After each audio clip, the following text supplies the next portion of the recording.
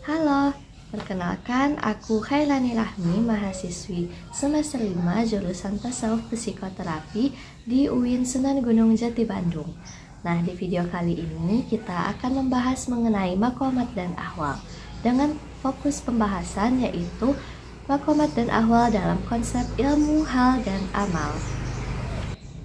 Pada pembahasan pertama, kita akan membahas mengenai maqamat dan ahwal. Selanjutnya, kita akan membahas mengenai konsep ilmu, hal, dan amal, serta perannya terhadap maqamat dan ahwal. Pembahasan yang pertama, kita akan membahas mengenai apa sih itu maqamat. Nah, maqamat adalah bentuk jamak dari kata maqam. Secara bahasa artinya derajat atau pangkat. Nah, di dalam bahasa Inggris, maqamat ini juga disebut dengan station atau stages. Sedangkan di dalam ilmu tasawuf, maqamat adalah kedudukan seorang hamba di hadapan Tuhannya yang diperoleh melalui peribadatan dan mujahadah serta yang lainnya. Maqamat juga dapat diartikan sebagai aktivitas dan usaha maksimal dari seorang sufi untuk meningkatkan kualitas spiritualnya serta kedudukannya di hadapan Allah Subhanahu wa Ta'ala dengan melakukan amalan-amalan tertentu sampai ia mendapatkan petunjuk untuk mengubah pada konsentrasi terhadap amalan-amalan tertentu lainnya. Menurut Imam Al-Ghazali, maqamat merupakan tahapan-tahapan spiritual yang harus dilakukan seorang sufi untuk menuju kepada Allah. Nah, maqamat ini diperoleh melalui latihan spiritual, mujahadah, peribadatan, dan lain sebagainya. Imam Al-Ghazali juga menganjurkan beberapa maqamat.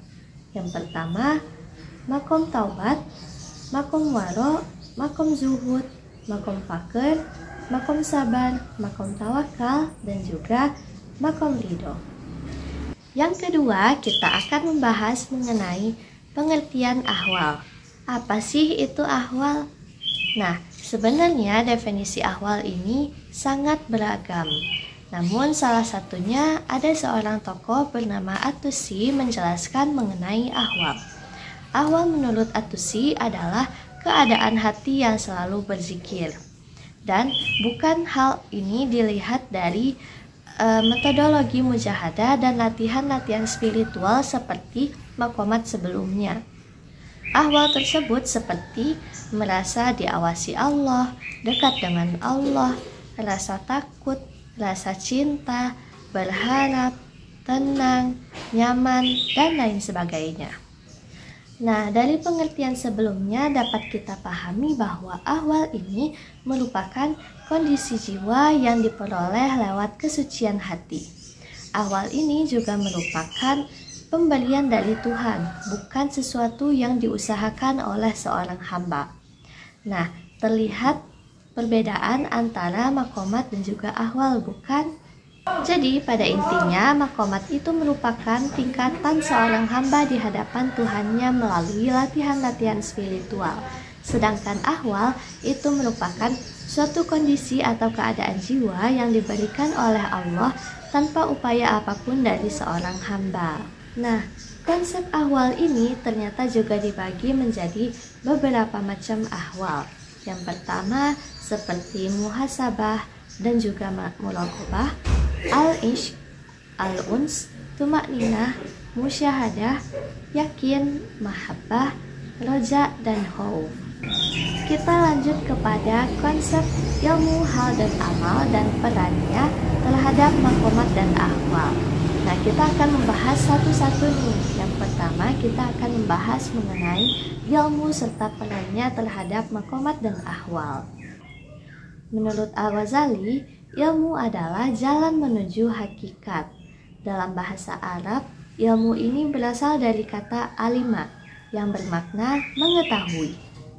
Menurut Imam Al-Ghazali, ilmu adalah mengetahui sesuatu menurut apa adanya. Ilmu ini juga merupakan bagian dari sifat-sifat Allah. Dalam kitab Ar-Risalah Al-Laduniyah, ilmu ini merupakan penggambaran dari jiwa yang berbicara dan jiwa yang tenang menghadapi berbagai hal. Ilmu memiliki peran penting untuk mencapai makomat dan ahwal. Dengan memahami konsep-konsep spiritual dan juga praktik tasawuf, seseorang dapat meningkatkan kesadaran spiritualnya. Ilmu tidak hanya berarti pengetahuan tentang agama, tetapi juga mencakup pemahaman tentang diri sendiri, pemahaman tentang alam semesta, bahkan pemahaman tentang Tuhan. Dalam mengembangkan kesadaran spiritual, ilmu membantu dengan cara memahami hubungan antara manusia dan juga alam semesta. Dengan memahami konsep-konsep spiritual seperti wahdatus syuhud, wahdatul wujud, dan lain sebagainya, seseorang dapat meningkatkan kesadaran spiritualnya dalam proses makomat dan ahwal. Nah, dapat kita pahami bahwa peran penting dari ilmu ini dalam konteks makomat dan ahwal adalah seseorang dapat meningkatkan kesadaran spiritualnya, mengembangkan kepribadian yang baik, dan kebahagiaan spiritual. Serta ilmu juga membantu seseorang untuk mencapai tujuan hidup mereka. Oleh sebab itu, ilmu merupakan komponen penting dalam mencapai makomat dan ahwal serta kesempurnaan spiritual seseorang. Poin yang kedua, kita akan membahas mengenai hal atau ahwal serta pengaruhnya terhadap makomat. Dalam konsep tasawuf, hal atau ahwal ini merujuk pada keadaan spiritual yang dialami oleh seseorang dalam proses spiritualisasinya. Hal ini mencakup mengenai keadaan jiwa, pikiran, dan perilaku yang mempengaruhi hubungan antara individu dan juga Allah. Ahwal atau hal ini sangat dinamis dan dapat berubah-ubah tergantung pada kondisi spiritual seseorang atau ahwal memiliki pengaruh yang signifikan terhadap makomat atau tingkatan spiritual seseorang. Ketika seseorang mengalami ahwal yang positif seperti sukacita, kenyamanan, kepercayaan diri, ketenangan, dan lain sebagainya, seseorang akan lebih mudah mencapai tingkat makomat yang lebih tinggi. Sebaliknya, ketika seseorang mengalami ahwal yang negatif seperti kecemasan, kesedihan, keraguan, itu akan dapat menghambat jalannya spiritual seseorang. Ahwal memainkan peran yang penting dalam mencapai makomat dengan beberapa cara. Yang pertama, ahwal membantu seseorang untuk menyadari akan kehadiran Tuhannya, serta memahami tujuan hidup seseorang. Yang kedua, ahwal membantu seseorang mengembangkan kepribadian yang lebih baik dan mengurangi sifat-sifat yang buruk. Dan yang ketiga, ahwal membantu seseorang dalam meningkatkan kualitas ibadah serta makna yang sebenarnya. Poin pembahasan yang ketiga, kita akan membahas mengenai amal dalam mengembangkan makomat dan ahwal. Amal merupakan praktik spiritual yang dilakukan secara konsisten untuk mencapai kesempurnaan spiritual seseorang.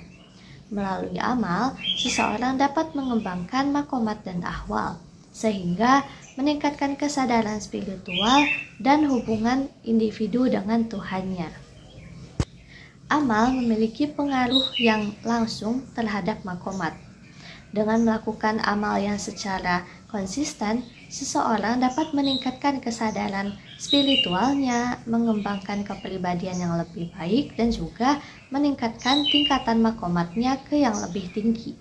Contohnya, amalan seperti berzikir, berdoa, dan juga refleksi diri dapat membantu seseorang dalam mencapai makom zuhud. Atau contoh lain seperti amalan berpuasa, bersedekah, dan juga sholat dapat membantu seseorang dalam mencapai makom takwa. Amal juga memiliki pengaruh terhadap ahwal. Dengan melakukan amal secara konsisten, seseorang dapat mengembangkan ahwal yang lebih positif, seperti sukacita, ketenangan, kedamaian, dan lain sebagainya. Ahwal ini membantu seseorang menghadapi cobaan dan kesulitan dengan lebih percaya diri dan juga sabar. Contohnya seperti amal dengan bertafakur. Nah, itu dapat membantu seseorang dalam mengembangkan ahwal syukurnya. Nah, ternyata banyak banget manfaat dari melakukan amal secara konsisten, seperti meningkatkan kesadaran spiritual, mengembangkan kepribadian yang baik, meningkatkan makomat ke yang lebih tinggi, mengembangkan ahwal yang lebih positif, meningkatkan hubungan yang lebih positif, dan juga mengurangi kadar stres dan kecemasan. Oke, cukup sekian pembahasan kita mengenai makomat dan ahwal dalam konsep ilmu hal dan amal. Bye-bye.